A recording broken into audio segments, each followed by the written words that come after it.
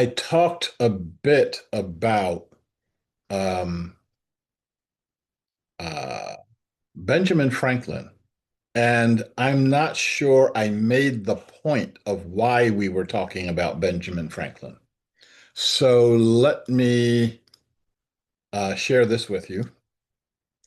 Um, I mentioned that Franklin, we think of him as a politician, but folks in Europe thought of him as a scientist and a master scientist on the level of Isaac Newton or any of the other uh, true leaders of our scientific revolutions. And that's because he made electricity useful. Um, Before Franklin, electricity was a parlor game. We'd known about electricity since 600 BC, not just 600, but 600 BC. And people knew how to generate it. They knew how to make it work. Um, um, but there's no theory behind it. Like, why does it do these things? What is there anything interesting about electricity? And for well over 1,000 years, the answer was no. Just kind of you can go around shocking each other, or you can make your hair stand on end, but that's about it. So Franklin was the first person that developed a functional theory around electricity. The important thing about that is his theory was completely and absolutely wrong. He was wrong, wrong, wrong on every single level. It's just that by him saying it, he sparked a number of other people whose names were Volta, people whose names were James Maxwell Clerk, people whose names eventually got to Tesla, and they have been embellishing on the right theories now for 100 years or more. Um, the whole thing behind his experiments and theories that it made it useful, it made electricity useful. If you hear me now, it's because electricity is useful. Okay. You're not in my apartment and you can hear me. So, what are we doing with this consciousness that we talk about? We try to apply consciousness to making more money for ourselves. We try to apply consciousness for finding a parking space for ourselves, for finding a mate, for hopefully for ourselves and some other person. But the bottom line is, you know, we can make it much more functional. Um, so um, this was the state of electricity before Franklin. You turn this crank and it would rub a piece of felt or a piece of silk against a jar. You put your hand on the jar, and your hair stands on it, and everybody laughs. And that was the total functionality of electricity from 600 BC to 1770, whatever, whenever he decided to put a key inside of a jar, fly a kite, and get as close to barbecuing himself than as a person can get. Um, this is the first functional electric device. It's the Franklin lightning rod. Um, One of the really interesting things about um, one of our founders is that he could have patented that and charged for it and decided not to do it. He gave it free to the world, and every building over a certain number of stories in the world has one of these on it. Um, I don't think that there were any cherubim around when he was busy finding, like discovering his theories of electricity and there definitely was no lightning bolts. He cut the experiment when he started feeling the hairs standing up on his arms. He said, "Okay, that's definition enough." So the common way factor in all this, and this is the reason that I'm talking about this, is we need to make consciousness useful. Not just playing parlor games, not just saying I'm going to apply this so that I will feel more confident and comfortable, not just so that I will win the lottery, not just so that I let go of the I's, okay, and start looking at this from a completely different perspective. Okay. Um, so what can holonic consciousness do? Dottie asked that question on Saturday. I think I gave this slide at that. I don't know if I could do slides at that time, but removing fossil carbon from the atmosphere. The problem with carbon is not that it's in the atmosphere. The problem with carbon is that we've pumped it into the atmosphere completely beyond the ability of our um, of life to absorb it from the atmosphere. Um, that's called the Industrial Revolution. Fossil carbon is not current carbon. It's the stuff that's been in the ground for millions of years and millions of tons of it. And it's creating a greenhouse effect, and we'll all die from it unless it comes out of the atmosphere. And we can help that. We can encourage that to happen and encourage it to happen completely. Reducing, eliminating violence, ending suicide, spreading the consciousness of peace and oneness, reducing drugs and alcohol, um, no more shadows, spreading the light. And that means something that I'm not going to necessarily go into tonight. Um, Creating measurable fulfillment, having every group of humans on the planet not focused on making more money, but focused on making more happiness for self and others. Um, and surviving the transition from the state of rugged individualism to the state of holonic consciousness. Okay. Um, so if that's our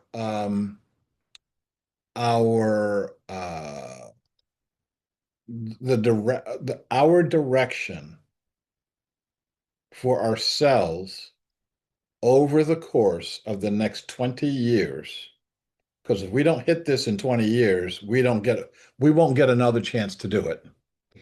Um, we can start the process of thinking about this, just like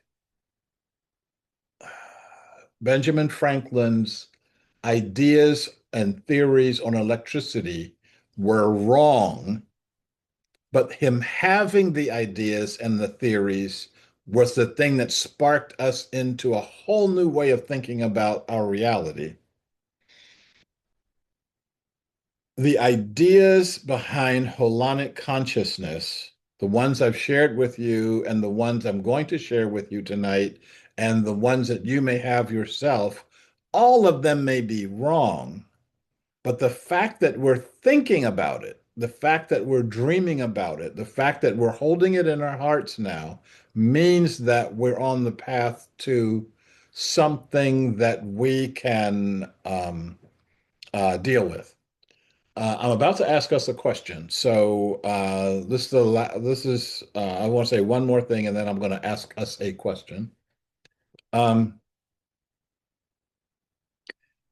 I was going to ask a question where I need to see some hands here. Um, How many of you saw the movie Arrival when it came out? Hands up. I see some digital hands up, and I also see some meat hands up. I also see a lot that are not up. So I'll use as much of it as I can use, and I won't tell you any spoilers because you really should see the movie on your own. Um, and but space aliens come. They don't want to wipe us out. They but we don't know what they want because when they let us into their craft, all they do is spend their time just staring at us, and we're staring at them. Breakthrough happens when a linguist has a breakthrough. I'm not spoiling, and it has to do with abilities that we don't have in common as humanity. I think for those of you who saw the movie, I think I just preserved all of the potential spoilers. Um, and but there's this one place where she's face to face with the aliens in a crisis situation, and she just keeps saying, "I don't understand. I don't understand." She's sitting there holding all the cards, but I don't understand what I'm holding here. And that could be us. We don't understand the profundity of what we're looking at right now. I don't understand what I think I do more of my thinking along the lines of uh, holonic consciousness than most other people do. And I still don't understand. I don't understand it. I'm still trying to get it. So that said, don't be shy about putting forth ideas, thinking, oh, somebody else has thought this already. They haven't. Or we're working on it. You can help work on it. And don't be um, hasty about trying to shoot somebody else's ideas down because you don't know. We are working this out as we go. Okay, so having said that, I want to ask you a couple of questions. Um, and these are group questions here. Um,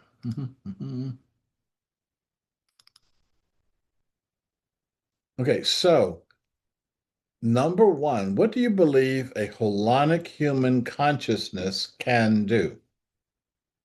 Now, I'm I've got some ideas here.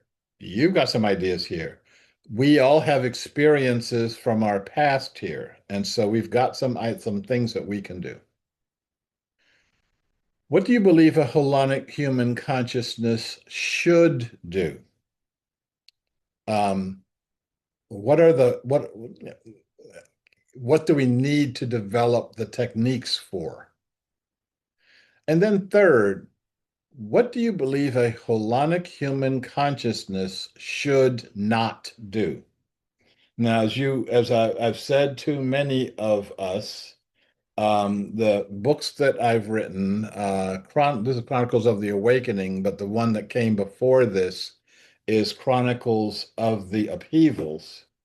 And in those books, I talk about a type of holonic consciousness. And universally, anybody who read about them said, I think that's a bad idea. And it's like, okay, well, the way that we keep that from happening is by being conscious of it and then deciding against it.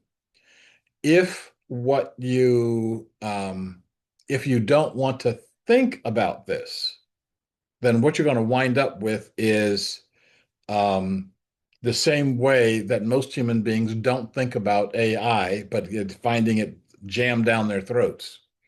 Um, And so I'm going to give 20 minutes to this discussion. Um, A and second, and that is to Jenna also has the same question. The definition of holonic consciousness. I seem to remember hive mind, but I'm not sure if that's what you meant. I really, Explain really, holonic. okay. I really, really, really don't like that term. Um, that is the one thing that in in the books that people did not like. There's a group that forms a hive mind in the Chronicles of the Awakening, and everybody said that's a bad idea. Okay, so no, I'm not talking about holonic consciousness being a hive mind. I am talking about having a blended consciousness, a shared consciousness, a relational consciousness. All those words mean things. Okay. No, they mean things to me. And we can talk about them, but I'm not talking about a unity consciousness or a hive consciousness. I think you have a sense of what that means, where you would have a group of human beings with one thought, sharing one thought, as opposed to a group of human beings having related thoughts. Um, and if you want to talk about that more before I ask these questions, we can definitely do that. Okay. If I'm seeing people say, yes, let's talk about that more before I start answering questions. Okay. So, uh, well, I saw enough heads go, and then enough heads, yeah, we'll give that some more talk. And this is the reason why we're doing this, because I think it gives us some opportunities to explore and therefore call forth our future, what our future actually looks like. Um,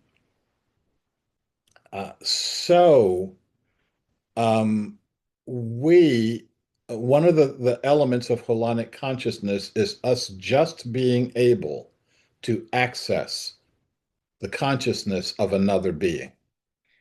That doesn't mean we're controlled by it. It also doesn't mean we're controlling it. It just means that it's here and available. Um, um, it doesn't mean that you are in a position to beam your commands to other people and others become, you know, your willing slaves, your zombies, your just all the other stuff that comes up when we get afraid of consciousness, especially afraid of another person's consciousness. It just means that we can see it. Okay.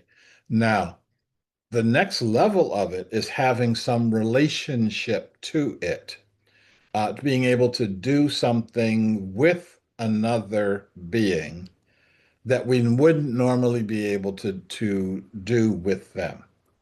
And I think that this is appropriate to talk time to talk about murdering shrimp. Um, and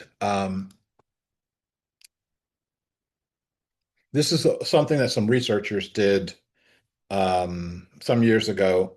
I've got the research somewhere, but I don't have it right in front of me now. Researchers had this giant tank of brine shrimp. This is the salty water type shrimp. And they're in a tank and they're doing their shrimpy things and kind of living their lives. There's hundreds of the shrimp in the tank. Um, at some point in time, because researchers are researchers, they take a scoopful of the brine shrimp out of the tank and put them in distilled water. Well, for brine shrimp, distilled water is poison. And so when they dump a dozen shrimp into this distilled water, they die a fairly horrible death. I mean, it's like being scalded by them. So they die a horrible death, but in that tank, in their little um, tank of distilled water. However, all of the other shrimp, the hundreds of, or maybe thousands of shrimp in the other tank, they all act like they just got dropped into um, distilled water. They all are acting as though they are in agony, although their water didn't change. Okay. So the researchers do this a couple of times, and they start seeing that in the little tank with the distilled water, you got shrimp in agony, and in the big tank, you've got shrimp in agony. Somebody said, are these shrimp communicating with each other, or are we communicating with the tank, the fish, the shrimp in the big tank? So they developed an automatic arm that would reach down into the big tank, pull out a dozen shrimp, pull it over, and dump that into the distilled tank. And all the human beings walked out of the room. And so the arm comes down, picks up a dozen shrimp, drops it in the distilled water, and those shrimp die a horrible death. The other shrimp don't react at all. There's no reaction. Now, when they go back to human beings dropping the shrimp in the distilled water, all the ones in the big tank go crazy again. When they go to the automatic arm, the ones that are actually experiencing the distilled water go crazy, and the big tank does not. So, in some way, these shrimp are using human consciousness to communicate between their two tanks. Now, researchers don't know what it is. I certainly don't know what it is.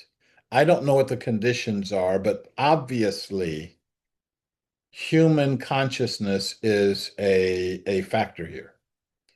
Um, I think I talked on Saturday about Arthur Kessler and the random number generator and the heat lamp. Yes? No? Y'all are looking at me like you've never heard me before. Okay. Yes, So with the ticks. yes, okay. Baby chicks, heat lamp. Yes. Okay. Um, and so um, Kessler was trying to create a double-blind um, situation by having the fertile eggs and the hard-boiled eggs put in front of the heat lamp. But if we are reading the collected consciousness of all living beings all the time, and we're transferring that everywhere, then how can we separate ourselves from um, the baby chicks? How can we separate ourselves even from the fertile eggs? Maybe we can't. Maybe it doesn't work that way. I don't. We, as Frank, we're Franklin now, and we're coming up with these theories as we're going. Um, One of the things that you've heard of before is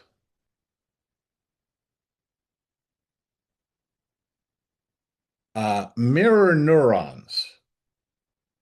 Now, um, one of the ways that you can exemplify mirror neurons is when you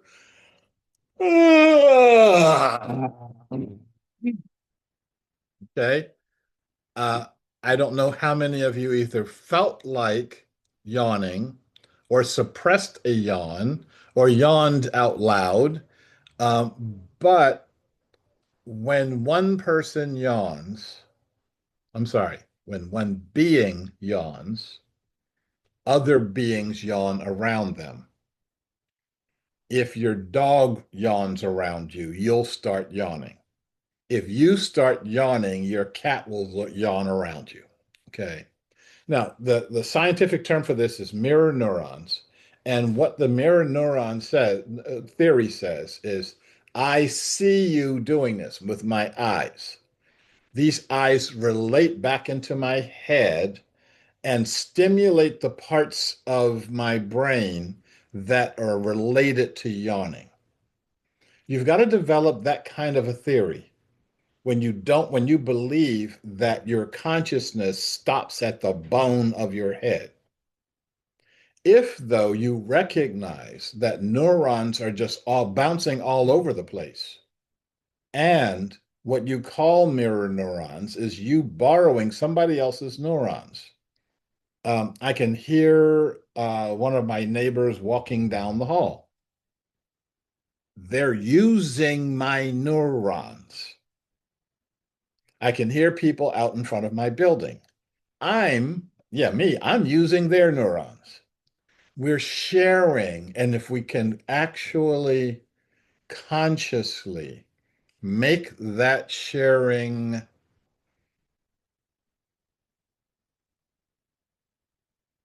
make that sharing, become more aware of that sharing, it can happen and it can happen faster. Okay. So this is sharing between human beings, sharing between other living beings.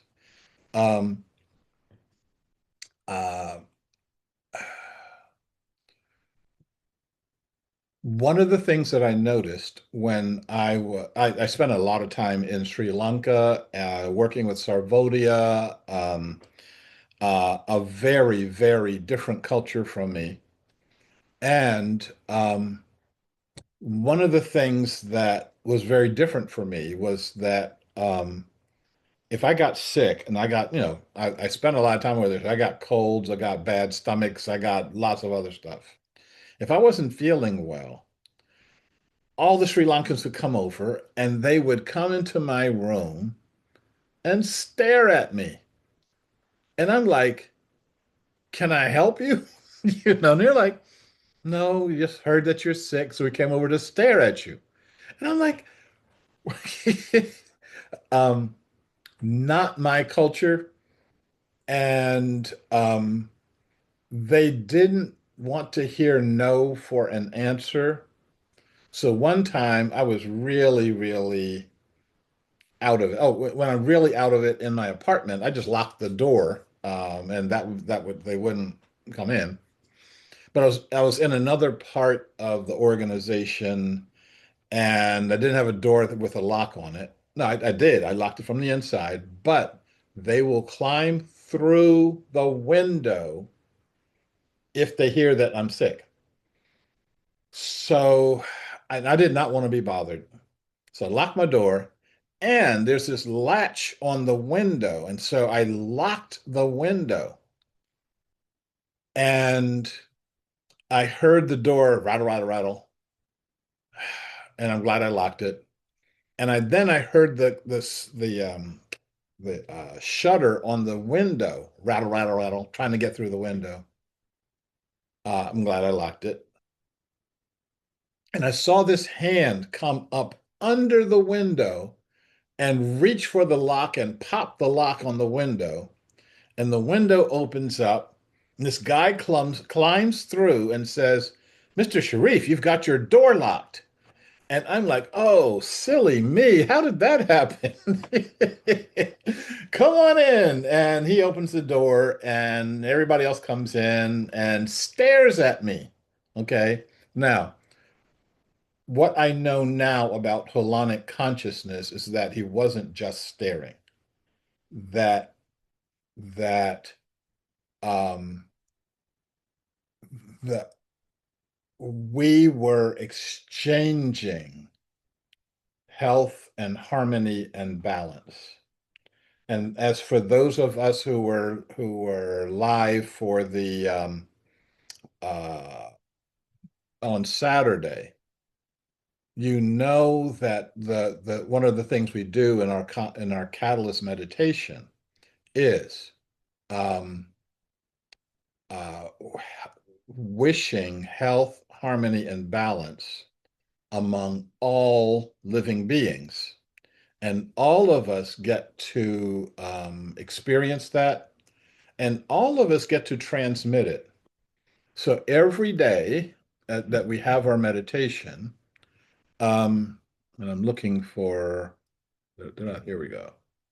Um, mm, mm, mm. Um, for every day, we ask, may all who are part of Mother Earth, and that's all living beings on this planet, be connected to and in perfect health, harmony, and balance with each other and with Gaia for the common good. So I'm not wishing health just for me and for people I like. I'm wishing it for all living beings, and I'm wishing that for the common good. Then we go through certain states. We are in perfect physical health, harmony, and balance. We are in perfect emotional health, harmony, and balance. We are in perfect relational health, harmony, and balance. We are in perfect mental health, harmony, and balance. We are in perfect spiritual health, harmony, and balance. We are in perfect holonic health, harmony, and balance. We are in perfect spatial and temporal health, harmony, and balance. Now, every time I say that, or every time I hear that said, I take stock. Am I feeling in perfect physical health, harmony, and balance? Today, I'm doing really good. So I feel like I can help bring others into health and harmony and balance.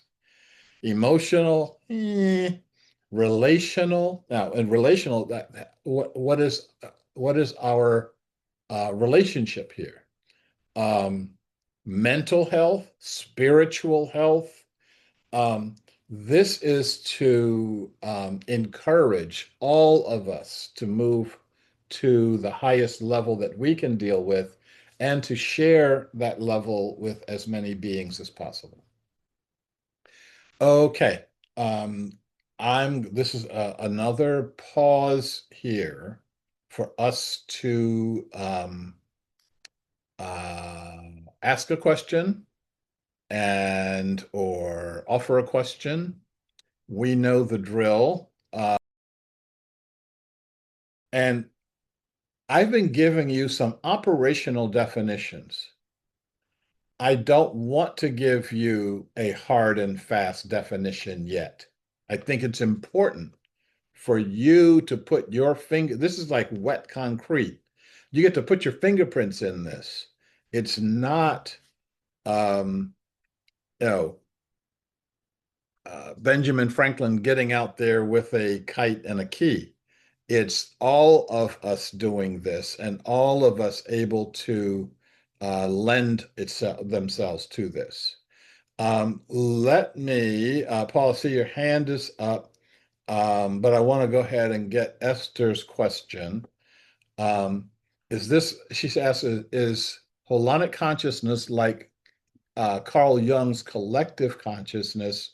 And it is absolutely not, because Jung considered what he called the collective conscious to be the collective unconscious, that these are all the things we don't think about as people, as individuals, etc. And this holonic consciousness is something I'm encouraging us to think about, to actually go ahead and think about, and to develop. And all of us can develop our collective consciousness. There are many cultures in the world that spend great deals of their time doing that kind of thinking. And I want to honor where they've already been, and uh, and what they have to teach from their cultural perspective. And Paul. I want to see if I'm on track here.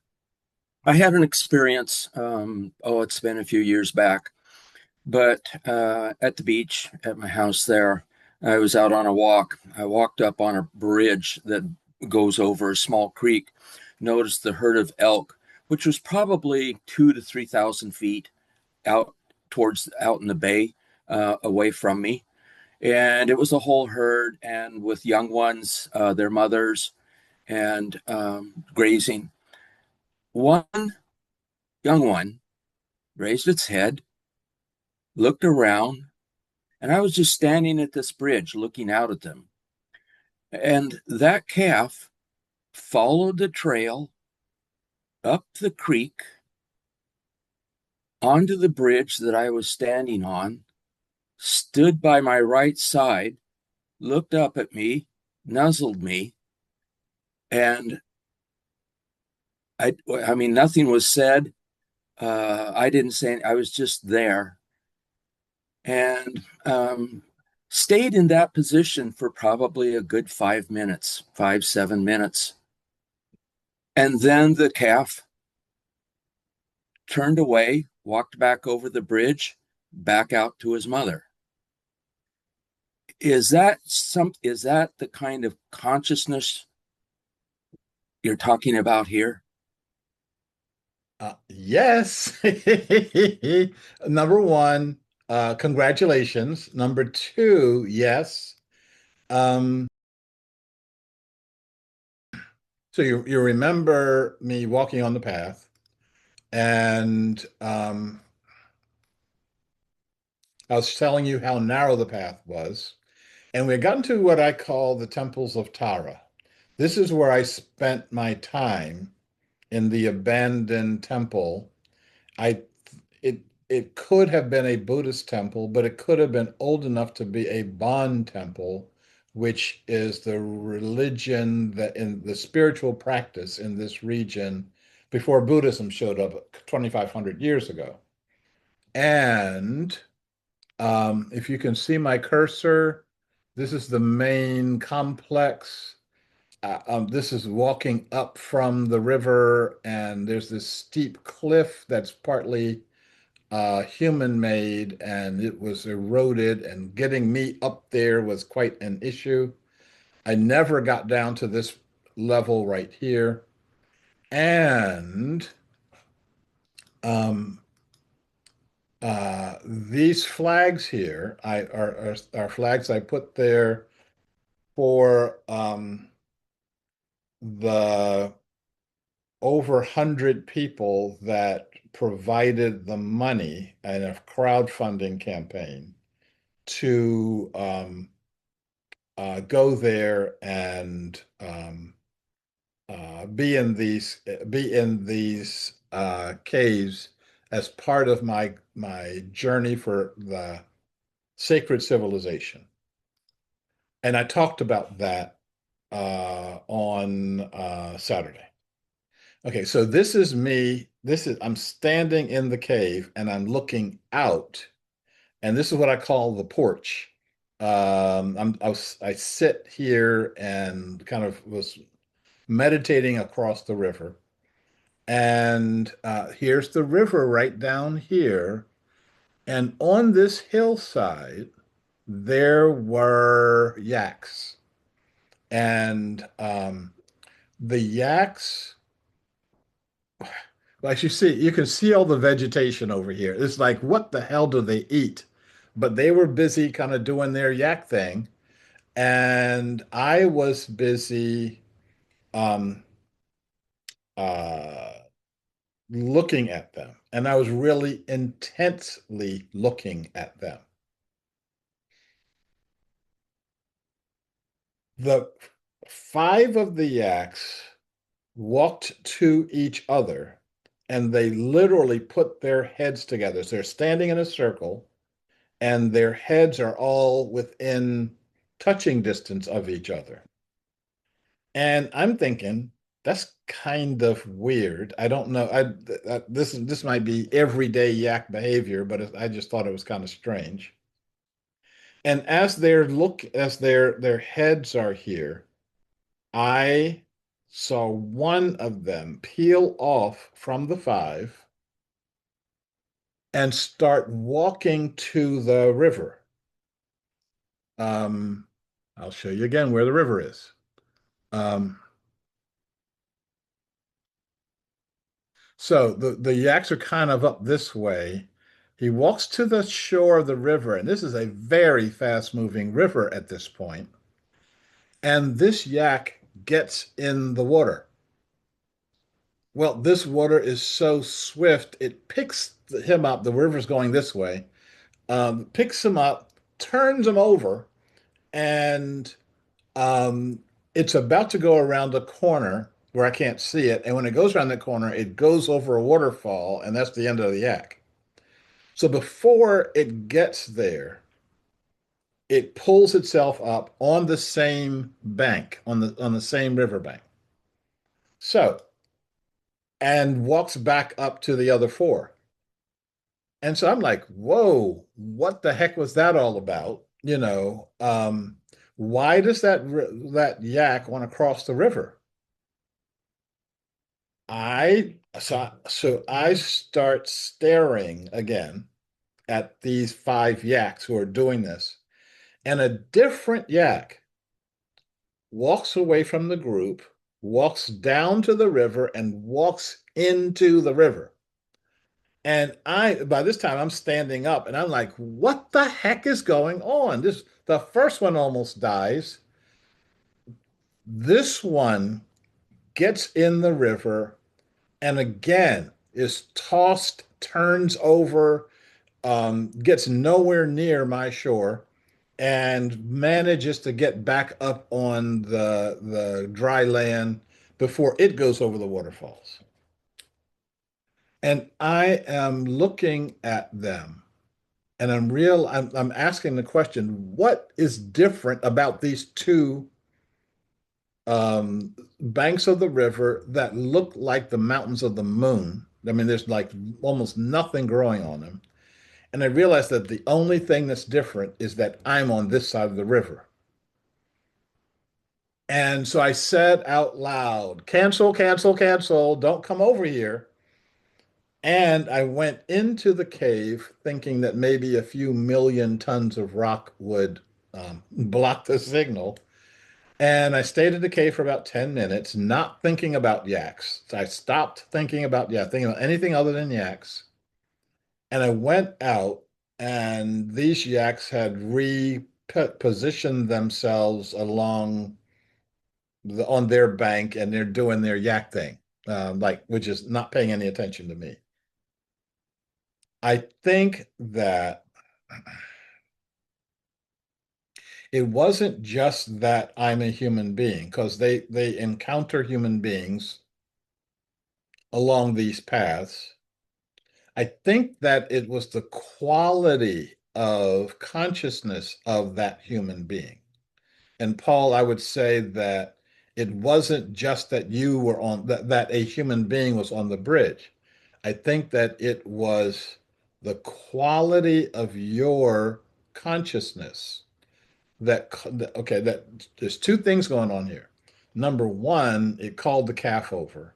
Number two, it kept all of the other adult calves from stomping your butt if they thought for 1 second that you were a threat to their calf. Okay, so they knew that about you.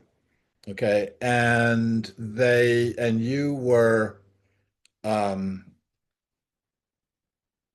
elky enough to be number one, a non-threat, but also a positive curiosity for the calf.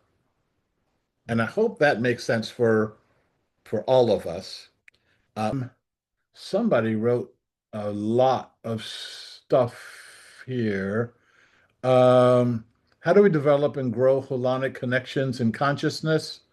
Um, the first and most important thing is just think about it, and it will come to you. You know, um, Paul, you weren't there on the bridge thinking, "Oh, let me call some of the elk over and play with the elk." You just were there in your consciousness, and it happened. I'm sitting. Nothing about my experience um, in Ladakh and the caves was normal. This is the first time all this stuff had ever happened. But I was not calling the yaks. I mean, this was a quality of consciousness that they were aware of. Um, you walk through the woods and you see birds and you see maybe some critters, etc. And we always think about them as self right here and other over there. But when we can let go of that, we will see that there's a common quality of all of us. And yes, we can develop it, we can grow it, we can see the connections happen. There's some connections we haven't even begun to talk about yet, and we're going to talk about them in a minute. If I have the ability to be in holonic consciousness when I'm around others that do not have it, or they're not aware of it, or don't believe in it, this holonic consciousness is not limited by space and time.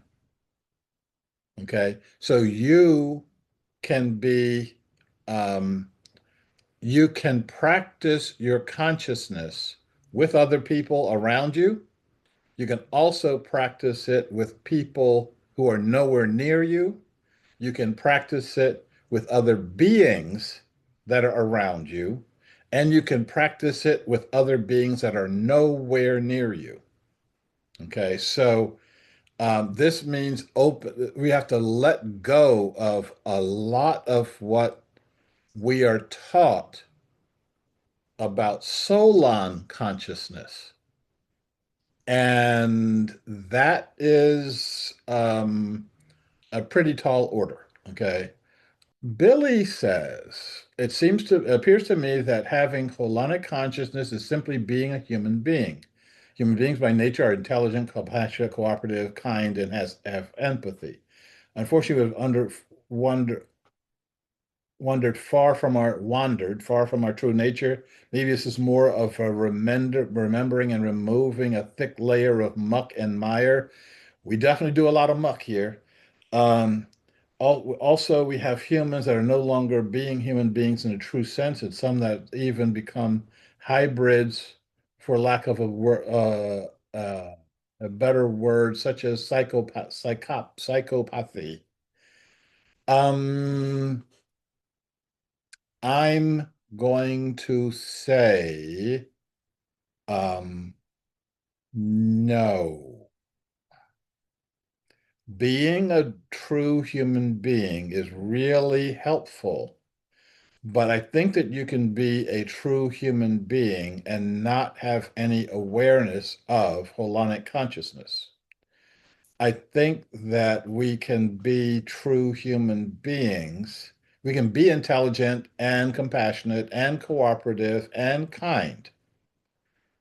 But this thing of holonic consciousness is bigger than that.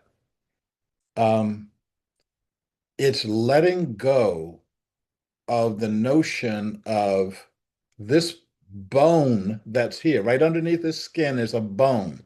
You can hear it. I'm not going to hit it hard enough for you to hear it.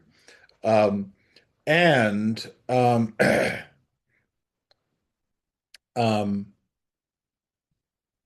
we've been taught that who we are stops right here at the bone.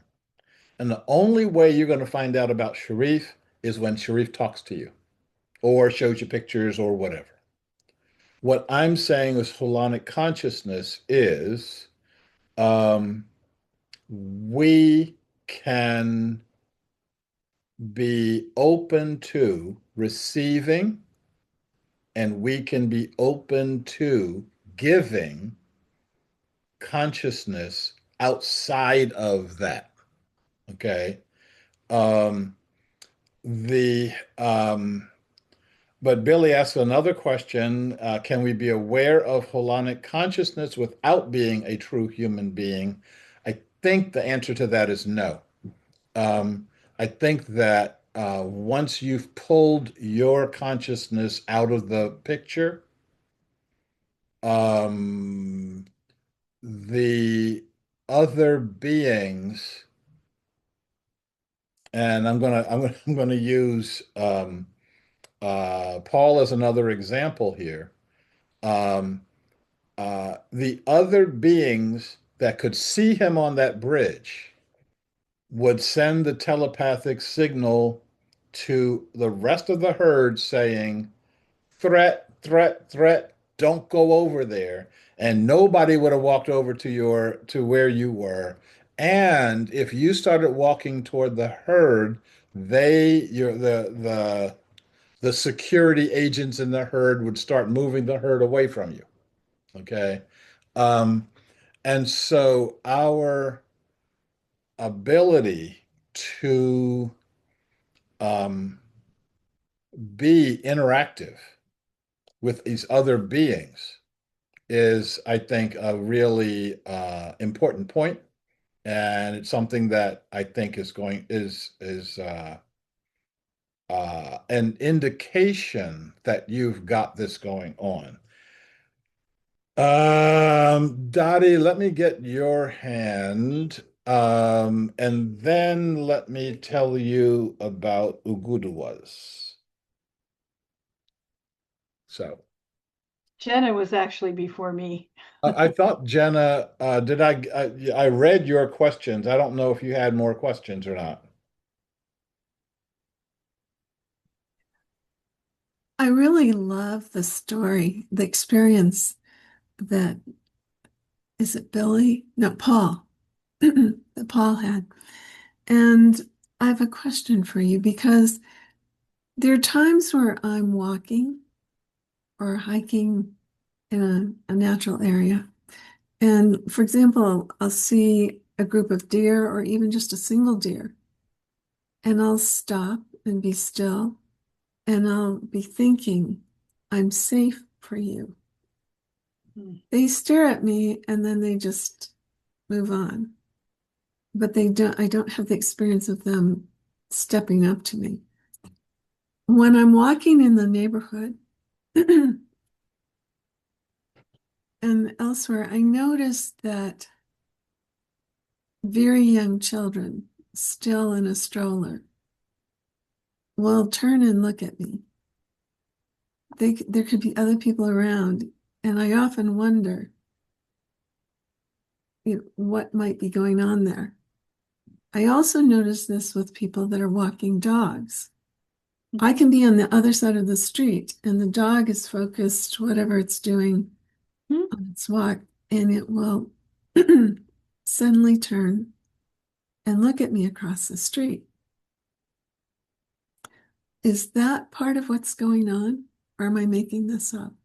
No, again, all conscious beings, and that includes flowers. Okay, that includes all conscious beings Oh, are part of that process. okay. Now, how they relate depends on the energy that you're holding.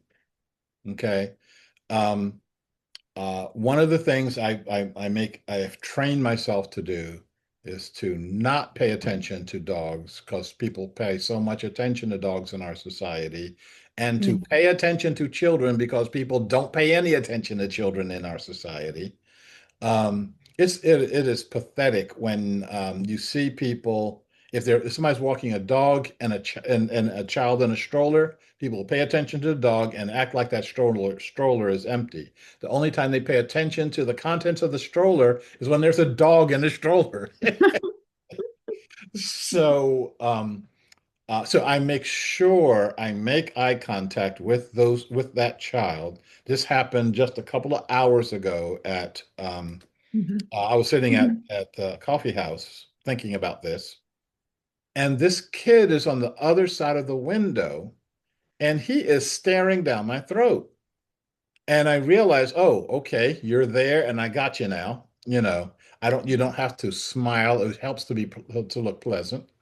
Um, and his mother or his female caregiver um, was pulling him away from the window. Don't stare. It's not polite. All the social convention stuff. Mhm. And he was like, but this guy's got something for me, So I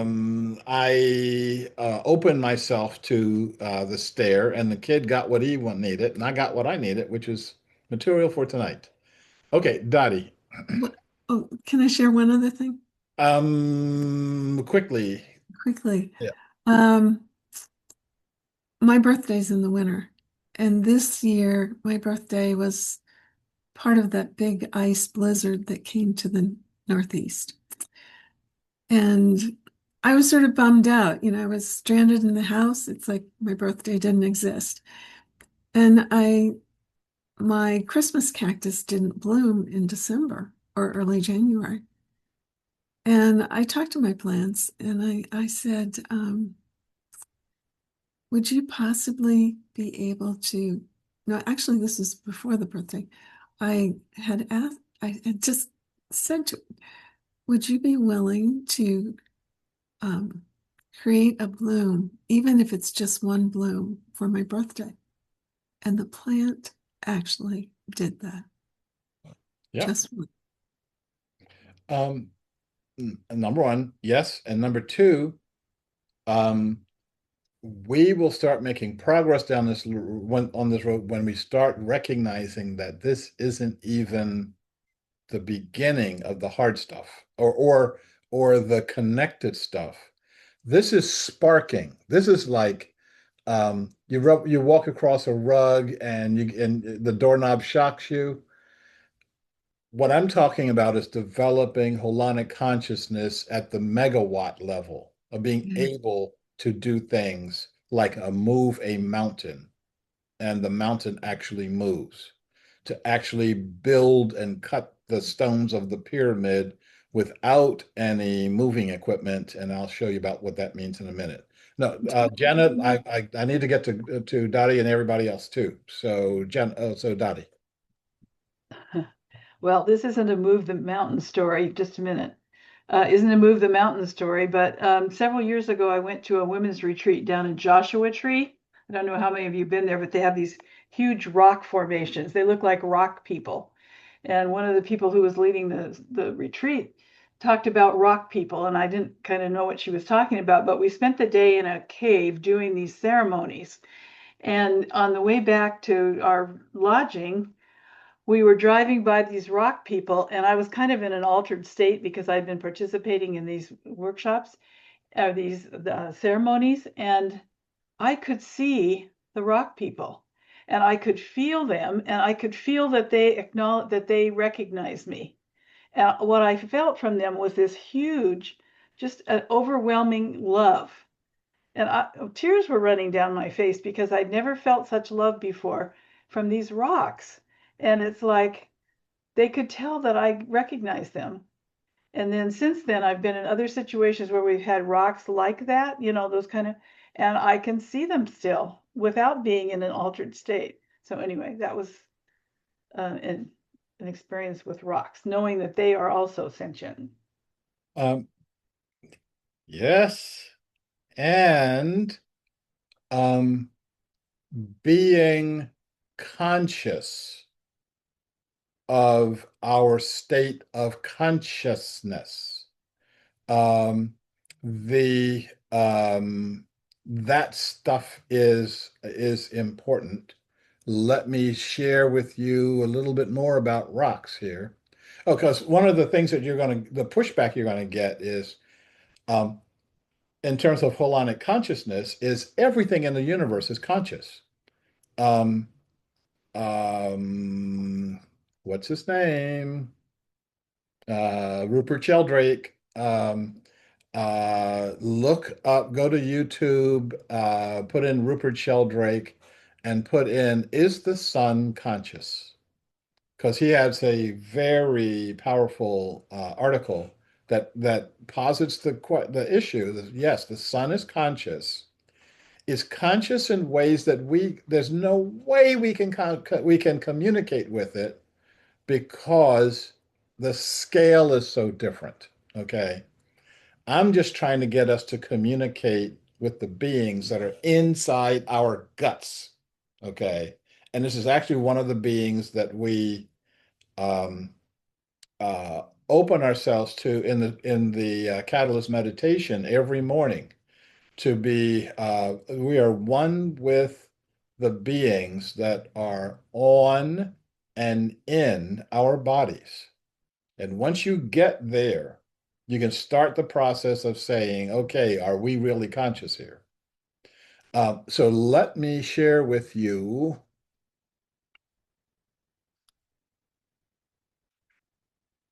Um, so let me share with you. Um, this is the largest stone that's been moved by human hands in modern times. It is 340 tons. So this is the tractor trailer that is moving it. All this is custom built for this one stone, which is part of an art installation. It's being moved about 200 miles. And this entire operation here is part of the moving.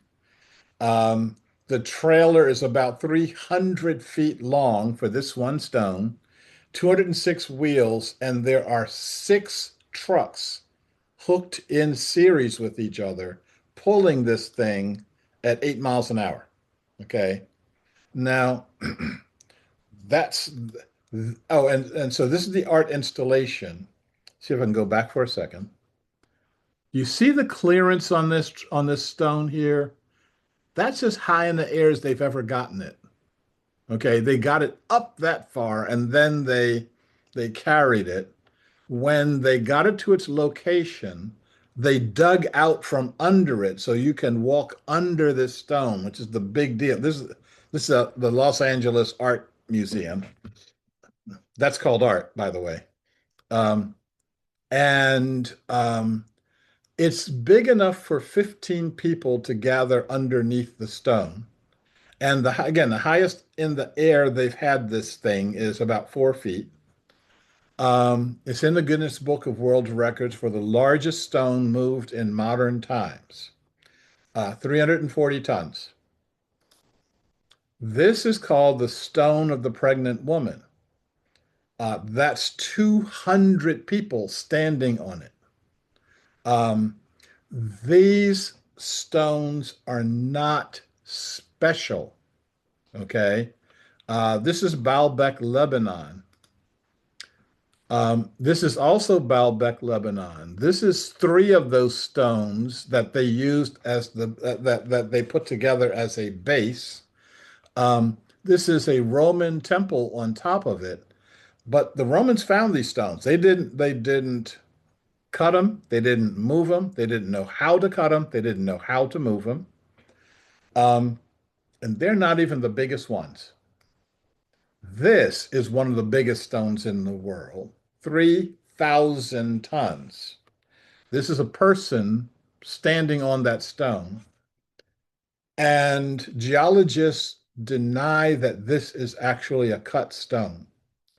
And the reason they do that is because no one could cut and move a stone that big. It has to be a natural formation. Okay. Once we develop our holonic consciousness, we will be able to do this kind of stuff and more. Okay, are we ready for a question yet? I think okay. I think we've blown our minds enough now to uh, get ready for the question.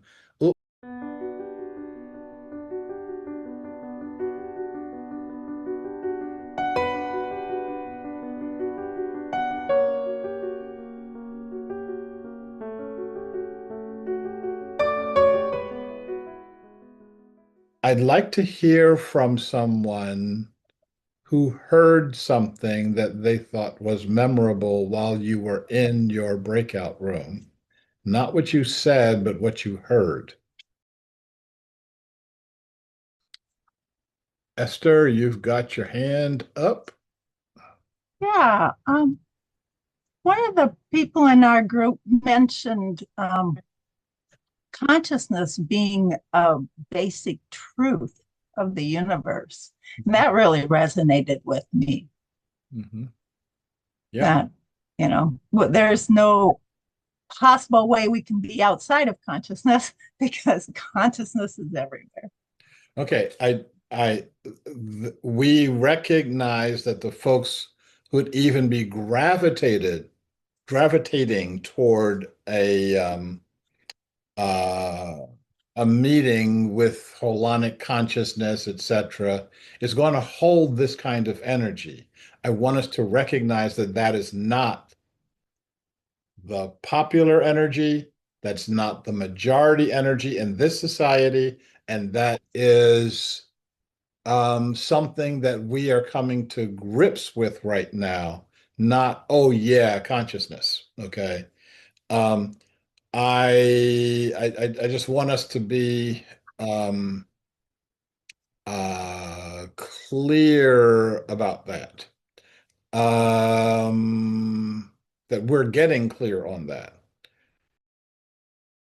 And Dottie, you are unmuted.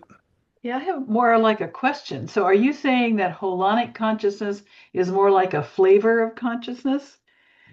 It's not just consciousness. I mean, if we're connected with each other and we're present with each other, are you saying that's holonic consciousness, not just like Esther was saying? No, I am saying, and it's interesting that as we say this, we're getting closer and closer to what this thing is. Okay. And so I'm saying that holonic consciousness is not the same thing as just generalized consciousness. I, uh, there are people who believe that only human beings can be conscious. That if you are not a human being, you don't have the intellectual capacity inside your bone home here to be conscious. Those same people 100 years ago or 200 years ago thought that women, blacks, people of color, um, indigenous people could not hold consciousness. Okay. Now, that just meant that they cut themselves off from them. It doesn't mean that they weren't conscious. It just meant that they did not think of those people as being contributing to consciousness. And there's still some that don't. I want to take this in a different direction to show you what um, it's not a matter of just kind of feeling groovy about, you know, um, uh, being one with the universe, etc., and smiling at all of the beings that we like smiling at, like deer and uh, the soft, cuddly stuff, lambs, and it's the aardvarks, it's the hyenas, it's all of the beings that you would not invite to your dining room table. and it's all of us connecting there. So let me give you two examples.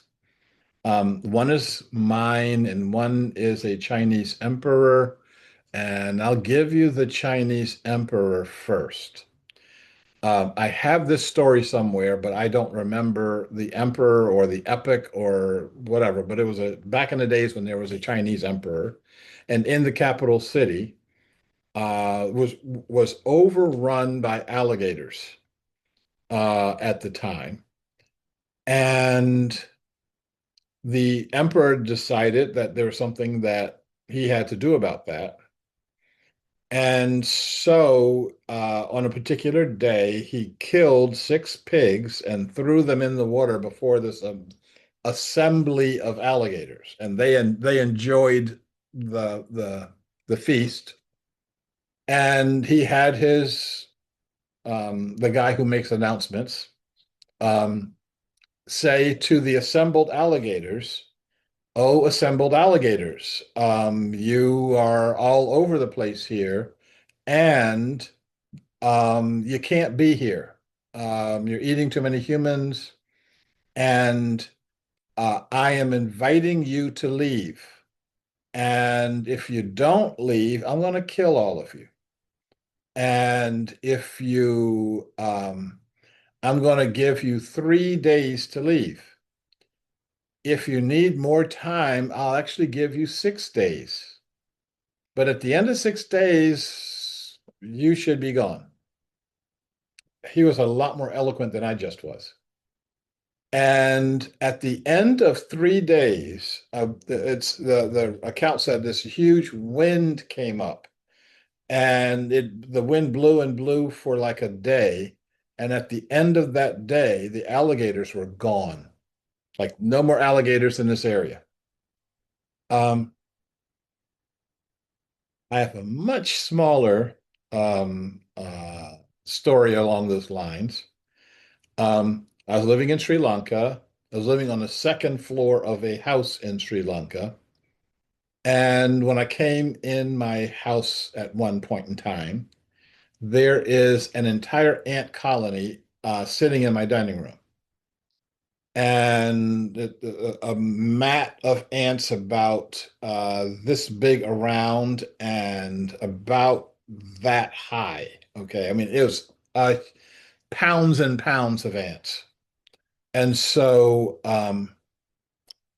I remember this story about the alligators, and I sat down and I talked to the ants. I said, "Okay, ants, it had been flooding in the area, so this was their way of getting out of the floodwaters.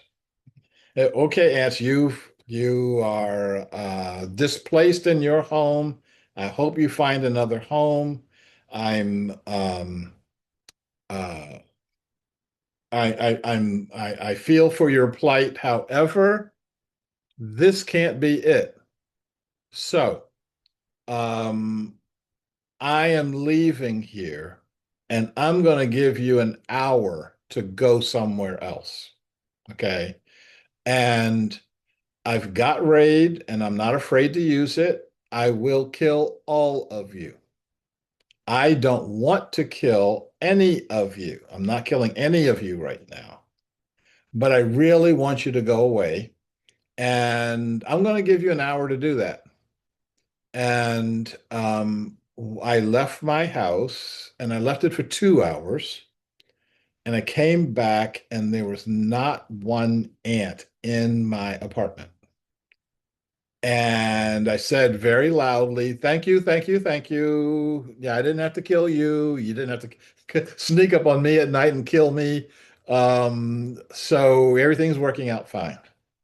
Um, a couple of things I want to leave you with some thoughts. Um, the, the several of you in your small groups are talking about is it possible to practice holonics from a bad place? I think it's definitely possible to um, to deal with other beings from an unconscious place. from you having not a clue about what's going on. And I can tell you the way that most Western humans, especially most Americans, can exist in the on the earth without a clue as to what's actually going on.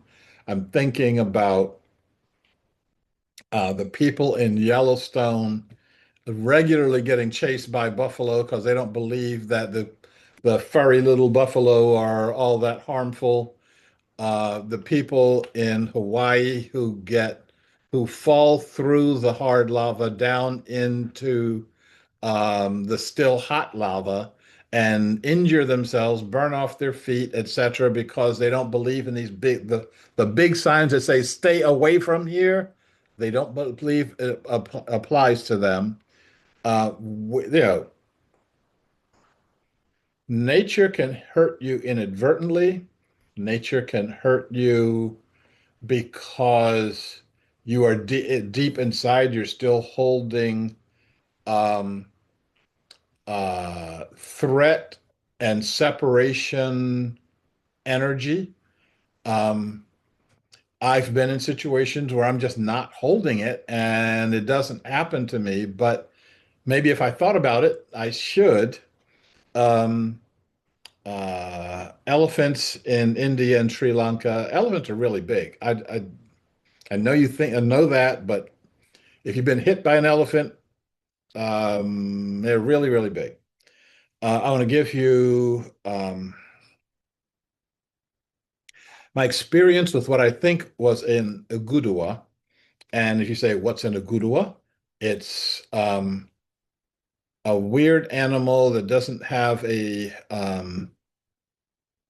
analog. It's um, think about a raccoon and an opossum and mix them together. Um, they spray, and you don't want to be sprayed by one, so it's got some skunk in it too. Um, and where I lived, they were in Sri Lanka, they were around. And I had an outdoor room that I would sit in and read, and they'd walk through the outdoor room.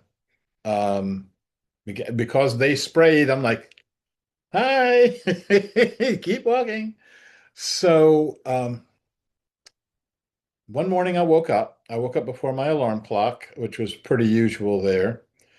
And I had my eyes closed, but I'm lying on my back in underneath my mosquito netting, and I could see something. And what I saw was me. I saw me lying on my bed through my mosquito netting. The vision was outside of my mosquito netting. It was above my head. So I'm seeing my body in this bed. And it was a strange focal point. This is like, when you're in the dentist, I mean, the optician's office, and they say, is the best view this way or this way? Well, this is not one of the best views, okay, but I could see down a focal length, and I could see the colors were wrong. And I could see me lying in bed with my eyes closed. Oh, I'm looking through my window. I can see the bars of the window. And so I'm saying to myself, what happens if I open my eyes? I mean, I'm clearly awake and I'm seeing myself. So I very slowly open my eyes, and the view down in front of me that I'm seeing sees me opening my eyes. And now I've got two visions. One of them is the center of my mosquito netting. I can see it. The other one is me opening my eyes, looking up at the center of my mosquito netting. And so I've got these two overlapping visions. And I'm saying this is getting more and more interesting. What happens if I turn my head up? And so I'm looking over my head to the window that's open. Would I be able to see someone or something looking through my window? So I slowly start to reach my head up. And the vision that I've got is I'm slowly looking to and starting to look through my window while looking at me raising my head. And all of a sudden, the view shrinks down away from the open window. And what I can see is the stucco on the outside of the apartment building. And then that disappears. Okay. So I jump out of the bed, run through my kitchen to my outdoor room and along the side of my apartment where my window is. And what I see is a turd, a piece of fecal matter by a being who spent all night long eating mangoes. So I've been calling this the being of the golden turd. And it was smaller than a human being's, larger than a monkey's, very, very fresh. And my first thought was to get pissed off. You're going to stare, you're going to spy on me and then crap on my windowsill. Um, and then I remembered that that's how animals communicate who they are. It's like leaving a calling card. Thanks a lot, you know. And uh, my guess is that it was an agudua. Um, and for about 20 seconds or so, I shared my vision with that of a non-domesticated being. The domestication thing is very important, but I don't have enough time to talk about that now. For those, these are some more questions that you can be asking yourself, but it's going to be a lot better for you to ask these questions with our group. It's going to be a lot better to ask these questions with each other, and you can confirm what you are the answers and the experiences that you have. Before we do that, I want to one of the other things that happens during when we started doing the Holonic meditation is things started disappearing around us and then reappearing around us. And something my meditation partners did, I haven't talked to you about it yet because things have been busy. I saw within the last 5 days the first moving reappearance. So most of the time when something would disappear, I'm looking for where I put it and it's not there anymore. I'm clear I put it such and such a place. There's like 5 different places I would put it. I looked in all of these places and it ain't there.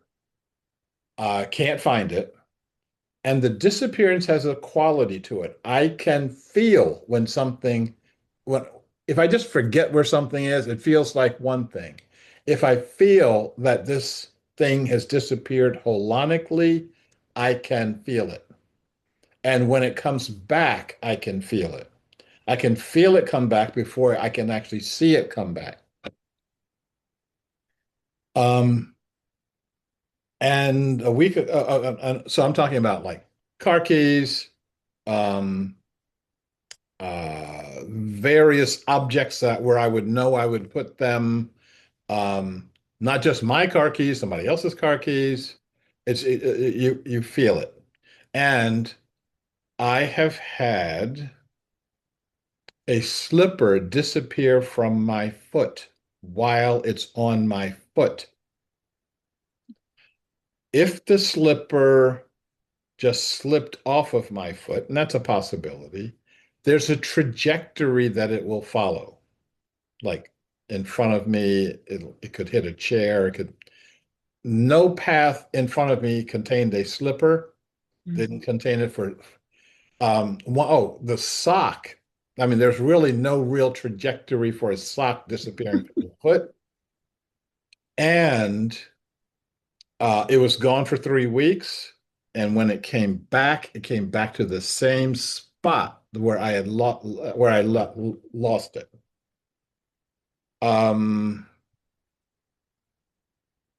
Others on this call have had that experience. I don't know if they want to talk about it or not, but it's something that has been common to us. And kind of comes and goes. Can you hear me? I can hear you. Yes, good. Just wanted to relate the experience of something disappearing. I had a new car and I The was car yelling at it. disappeared? Oh. Not the car, a button off the radio. My first and only brand new car, 4 miles off the dealer's lot. And a knob disappeared off the radio and I was furious. I don't want this to happen. I want this back. Shortly thereafter, I was the car was demolished. I was fined. Well, that's a whole long story. That I was hit while I was at a stoplight to let an ambulance go by with flashing lights, and I was rear-ended and injured, and the car was demolished. And with the insurance money, I bought a different car. Went through a car wash, came back, and sitting on the passenger seat was the missing button. And all I said was, "Thank you. I got it back." No car, but you got the button. Okay. So let me tell you, this is some years ago. I was doing a class on all this stuff. I didn't have the name holonic consciousness, but I was exploring consciousness. And someone came to the class with me who wanted a ride, but just thought that all this was a bunch of hooey. It's all with smoke and mirrors. You're making all this up. Da, da, da, da.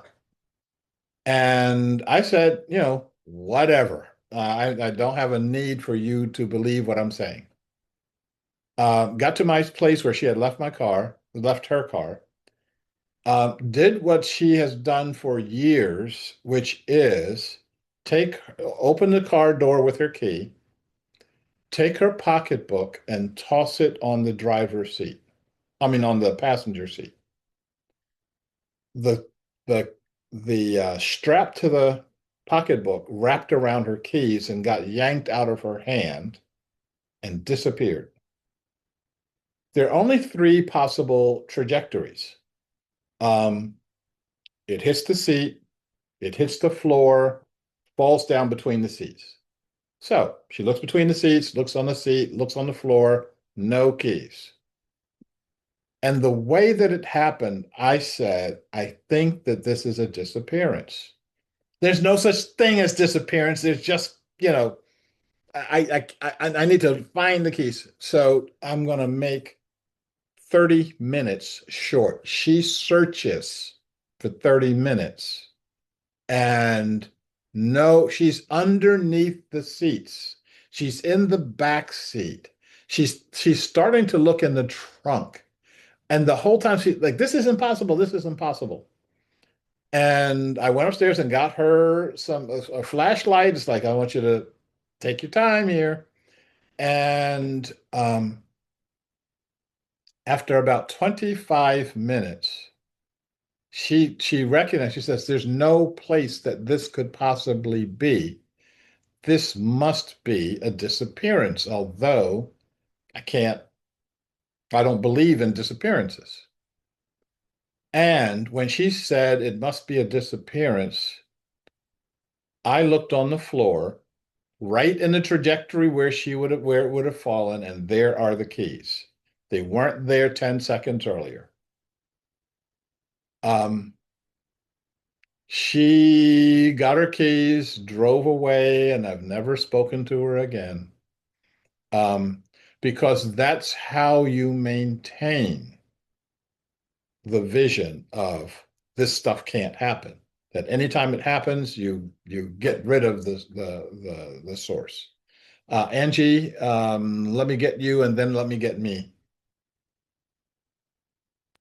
Well, I think my favorite disappearance story was one of our out-of-town members who put his wallet on the table and it disappeared. And they searched high, they searched low. They looked every place in their house. They scrubbed the house top to bottom for 3 days because his money, his driver's license, crucial items were in the wallet. And on the third day, it reappeared on the top shelf of a bookcase they had looked at several times. And there was, I mean, it was completely, it didn't come back to the same place. It came back on the bookshelf, you know. Yeah. So that was kind of on the irrefutable evidence side. Yeah. Yeah, actually, and I think that the disappearance of the car keys disappearance happened to this person because they were in such denial that things like this could happen. Okay. And so be it. And I've had crystals disappear. That seems to be the favorite object of my little friends to want to snag, you know. And I've had one that I was using in the car, it on a chain, one of my little pendulum crystals like this. Mhm. And I dropped it and I went, oh no, and it disappeared on the way down, and I could not for the life of me find it. Now it had to go straight down. Yeah, ta-da. The trajectory was straight down. Yeah. Nothing. I tore the car apart. And about, I don't know, maybe a week later, I dropped my keys down between the seat and the little compartment thing. And I couldn't dig them out. So I dug under the seat, pulled out the keys, and the crystal was with the keys. Yeah. Yeah. So And at least they return them, you know. Yeah. So Well, most of the time, and some of the stuff Usually. that has disappeared, it's like after enough time, I don't want that green pepper back. Don't. Yeah, Right. I will trust that it's gone on to a better life. Not attached to the dirty sock, you know. Correct. So. Correct. Yeah. I got the sock back, but yeah. This is true, Yeah. yes. So I'm going to go through some of these questions here, and I am going to share the questions. And